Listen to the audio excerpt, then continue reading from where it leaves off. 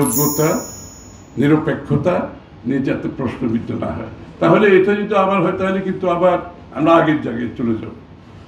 এবং সাংবাদিকদেরকেও আজকের বিশ্ব প্রেক্ষাপটে যে পরিবর্তিত অবস্থায় সাংবাদিকতার যে পরিবর্তন ঘটছে, আমাদের সাংবাদিকদেরকেও সেই জায়গাটা আসতে হবে। তো আমাদেরকে বুঝতে হবে সেই জায়গাটা।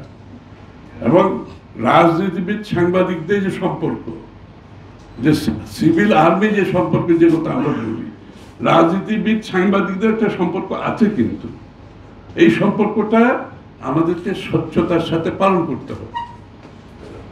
আমি তারেক রহমান সাহেবকে একটা বড় ক্রেডিট একটার কারণে দিই, উনি যদি সাংবাদিকদের মুক্ত কথা বলছেন, আগামী দিনে কমিশন হবেন ইনশাআল্লাহ, আমরা মুক্ত সাংবাদিকতা চাচ্ছি, কিন্তু উনি একটা যেটা ডেমনস্ট্রেট করেছে, এই যে 5ই অগাস্টের পরে ওনার উপর একটা কার্টুন হয়েছিল, আপনারা দেখেছেন না?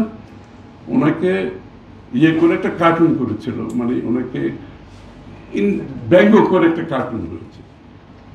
এটা নর্মাল একটা পলিটিশিয়ানের রিয়েকশন কি হয়, তার মনে একটা ক্ষোভ আসে, রাগ আসে, প্রতিবাদের একটা কথা আসে, মাথায় আসে। কিন্তু তারেক রহমান সাহেব কি করেছেন, উনি একটা পোস্ট দিয়েছেন যে এই জন্য তো আমরা এতদিন যুদ্ধ করেছি ফ্যাসিস্টের বিরুদ্ধে, এটা করতে পারার জন্য, এটা করতে পারার জন্য।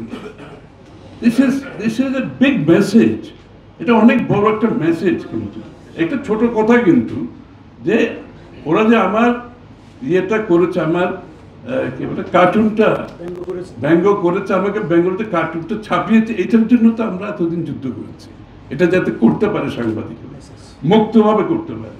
তো এটা বড় স্ট্রং একটা মেসেজ।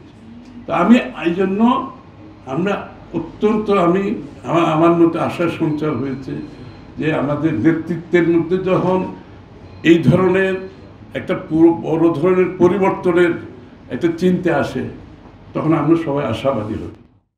তা আমি এই জন্য মনে করি আগামী দিনের বাংলাদেশে আপনারা সাংবাদিকরা এগিয়ে আসুন, রাজনীতিবিদ সাংবাদিক সংলাপ, ডায়ালগ, ইন্টারেকশন, এঙ্গেজমেন্ট অত্যন্ত গুরুত্বপূর্ণ।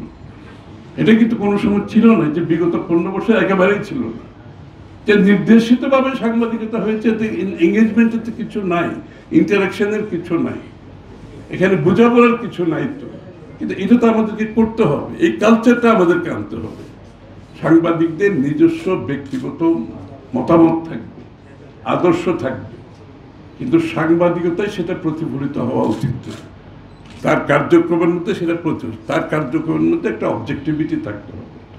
তো এইটাই আমার মনে হয় আমরা একটা বড় ক্রস রোডে আসছি বাংলাদেশ। আমরা যেটা বলেছি যে মানুষের মনোজগতে যে পরিবর্তন, যে প্রত্যাশা আকাঙ্ক্ষা জেগেছে, এটার প্রতিফলন আমাদেরকে ঘটাতে হবে। বক্তৃতা দিলে বক্তৃতার মাধ্যমে ভুলতে হবে, এটা ঘটাতে হবে।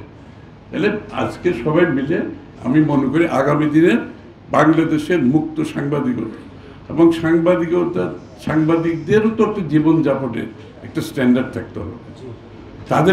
তাদেরকেও যে একটা শ্রেণী খুব বেশি ধনী হয়ে গিয়েছিল বাংলাদেশে, আরেকটা শ্রেণী একেবারে বাংলাদেশের সমস্ত সম্পদ পুঞ্জীভূত হয়েছে একটা শ্রেণীর হাতে।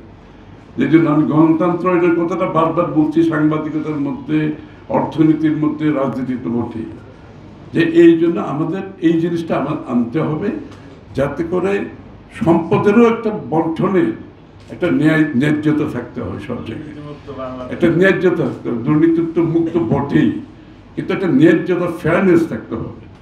এটা আমাদেরকে ইনশাআল্লাহ আগামী দিনে আমি মনে করি, আজকে আমরা সবাই যেভাবে অনুধাবন করছি, যেভাবে ধারণ করছি, আমি মনে করি বিএনপি এটাকে ধারণ করছে। আমি এটা নিশ্চিতভাবে আপনাদের বলতে পারি, বিএনপি এটা ধারণ করছে, জনাব তারেক রহমান সাহেব ধারণ করছে।